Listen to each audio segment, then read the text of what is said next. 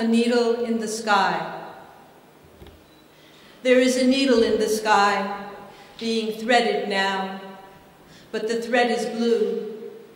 That is why you cannot see it threading its way.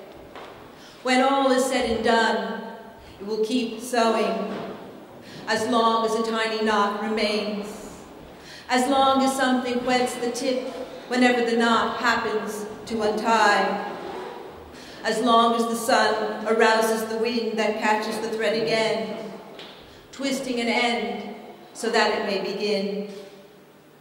There is a needle pulling a thread through your veins, a needle pulling the sap from the root to the bone, a thread pulling a bird to a tree, tugging your heart as soon as you believe there is nothing left. There is a glistening filament, a cold instrument making its way from once upon a time to now, to tomorrow. Maybe the sun is a giant spool. Maybe the needle cannot rest until it runs out of light. Maybe a star is a random stitch unraveling. Until a needle runs out of thread, it is impossible to look into its eye.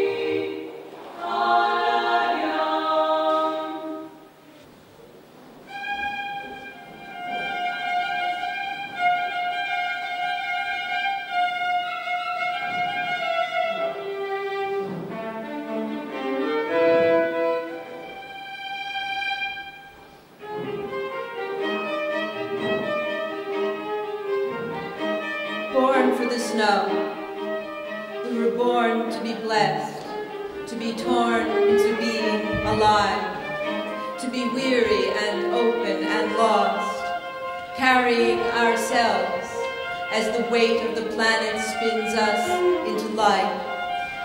We were born to say this, beholding, beholden to everything here, before and after, fire and water, earth and air.